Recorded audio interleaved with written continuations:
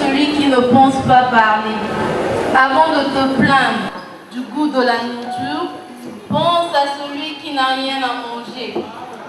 Avant de plaindre de ton mari ou de ta femme, pense à celui ou celle qui implore Dieu pour un compagnon ou une compagne.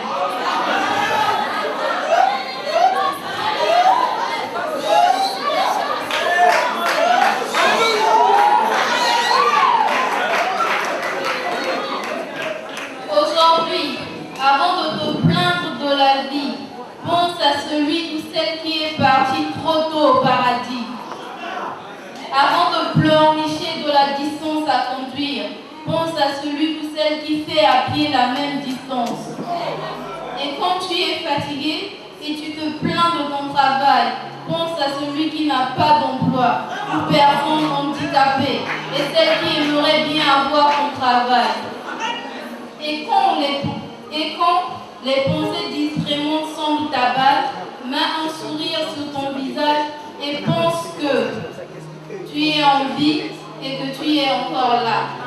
Que Dieu vous bénisse.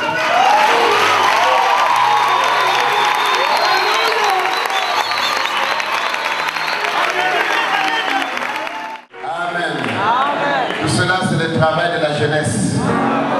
Et ils ont eu à balancer des messages à l'internet pour montrer à tout le monde qu'est-ce qu'ils pensent du festival. Donc ça, c'est les réponses qu'ils nous ont envoyées. Amen. Ainsi, nous appelons la sœur Zoé. En ce qui concerne la jeunesse, il y a M. David au sommet de Brazzaville qui nous a fait un message honnête. Une fille aveugle se détestait tellement parce qu'elle était aveugle. Elle haïssait tout le monde sauf son ami garçon. Elle était toujours là pour elle. Un jour, elle lui dit, « Si seulement je pouvais voir le monde, je me marierais avec toi. » Alors un jour, quelqu'un lui a fait un don de ses yeux, un donneur anonyme. Quand les bandages ont été enlevés, elle fut capable de tout, voire incluant son ami garçon. Il lui demanda, « Maintenant que tu peux me voir, te marierais-tu avec moi ?» La fille le regarda et elle vit qu'il était aveugle aussi. La vue de ses paupières fermées la bouleversa. Elle ne se sentait pas à ça. Elle ne s'attendait pas à ça. La pensée de le voir ainsi, pour le reste de sa vie, l'amena à refuser de le marier.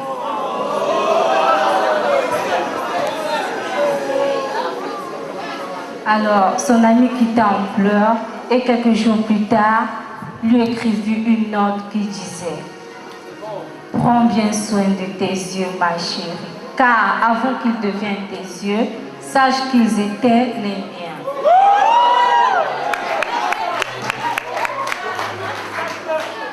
Voilà comment se comporte l'humain après que le Seigneur l'ait donné tout ce qu'il désire. Il ne veut pas obéir à la parole de Dieu. Que Dieu vous bénisse.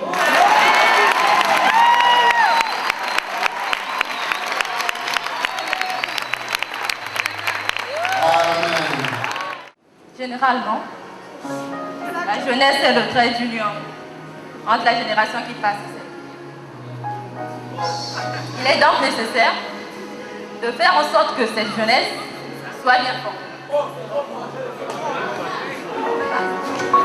afin de transmettre avec fidélité, au possible, les valeurs positives de la génération, qui passe à celle qui...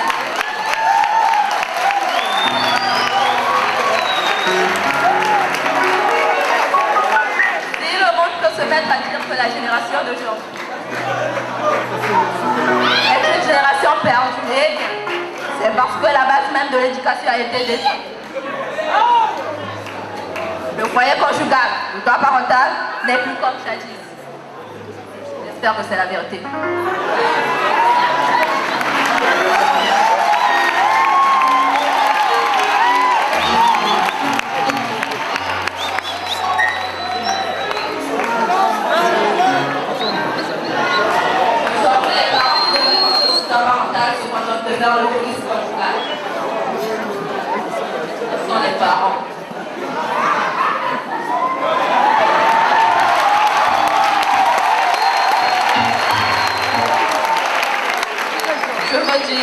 Le changement de partenaire à volonté, cela détruit les jeunes. Et pitié de nous.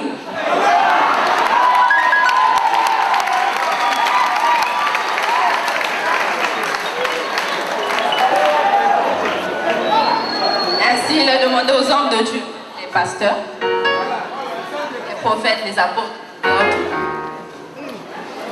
donc de venir en ode à cette jeunesse qui chute, bien sûr, afin de l'éduquer selon la voie du Seigneur. C'est l'unique chose qui reste à faire. Et je préfère que ce soit le message. Il y a Marion Pana.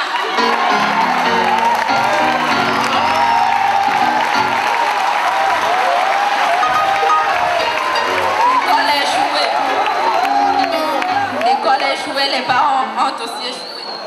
Et à ma grande surprise, les églises aussi ont échoué. Je ne peux pas critiquer l'église catholique, non plus les protestants. Je critiquerai les églises du message. Voilà.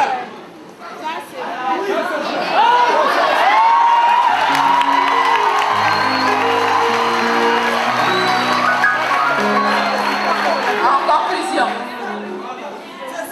prenez bien garde.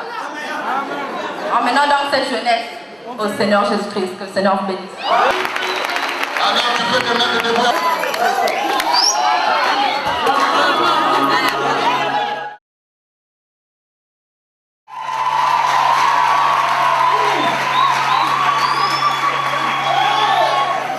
Quel moment que c'est délicieux. Oh, je donnerais tout pour cela. Mais je me demande quels sont ces exaltés qui parlent de leur Dieu. Dieu, quel Dieu? Dieu est-il plus que ce vin? Non. Alors levons-nous mes soeurs, levons-nous mes frères, mangez un vivant, car personne n'est plus que moi.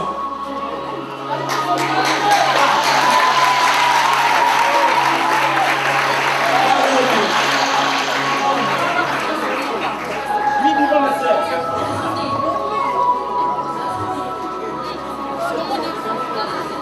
Mais Tata, quand il eut goûté au vin, qui apportait des vases d'or et d'argent, que son père Nebuchadnezzar avait enlevé du temple de Jérusalem, afin que le roi, ses grands et ses invités s'en servissent pour voir. Allez, que prendre les vases d'or et d'argent de mon père avant les du temple de Jérusalem, afin que nous les utilisons. Et vite fait. Oh la beauté. Certains en voient là. Non, non, non, non.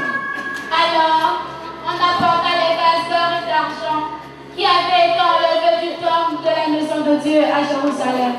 Et le roi, ses grands et ses invités s'en servirent pour boire. Servons-nous, mes soeurs. Quelle excellente vin. Oh, quelle douceur.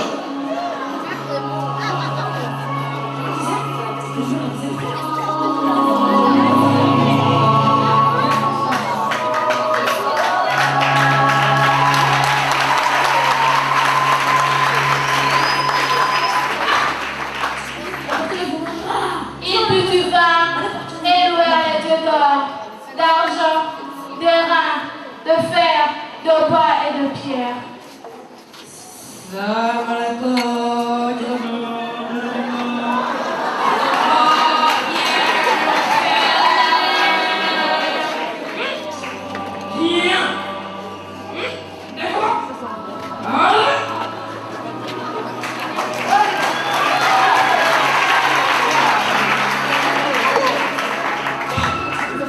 En ce moment, apparurent les doigts du Médon, qui écrivirent en face du chandelier sur la chaude de la muraille du palais.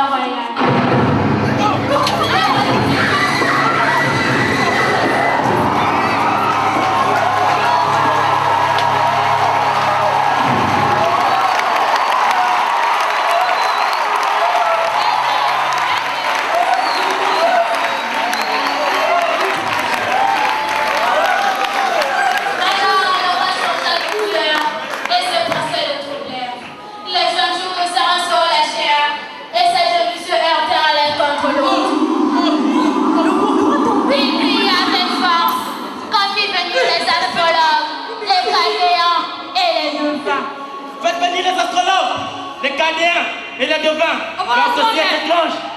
Oh, mais tu peux me faire ça vraiment. Sage de Babylone, le roi vous appelle. La situation est très grave.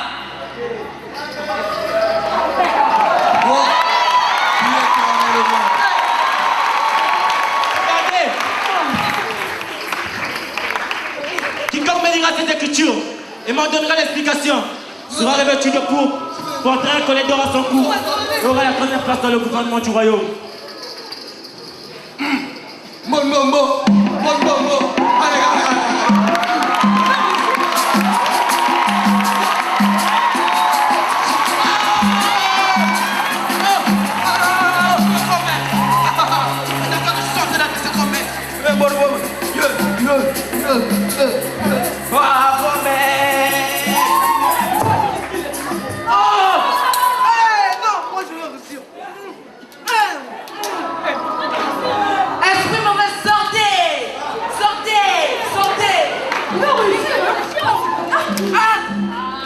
Il faut plus qu'un homme pour interpréter ces choses.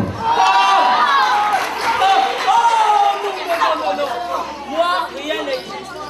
Allez, maintenant, allez, oh non. Où est le micro?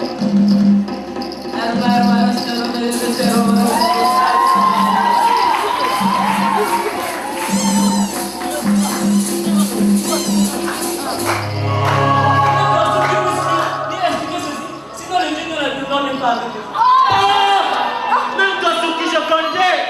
Oh, je suis malheureux. Je suis malheureux. Oh, je suis malheureux.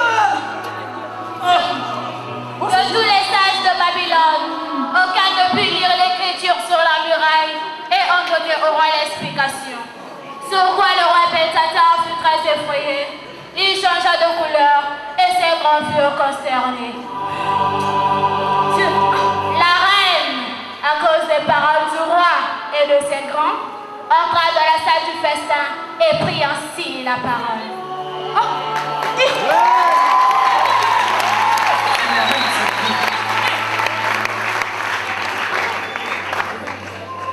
Ô roi, vis éternellement, que tes pensées ne te trompent pas et que ton visage ne change pas de couleur.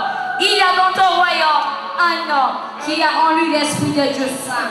Et du temps de ton père en trouva chez lui des lumières de l'intelligence et une sagesse semblable à la sagesse des dieux. Aussi le roi Nebuchadnezzar ton père le nomma chez lui des magiciens, des astrologues et des cadéens. Parce qu'on trouva chez lui Daniel, nommé par le roi Belshazzar, un esprit supérieur de la science, de l'intelligence, la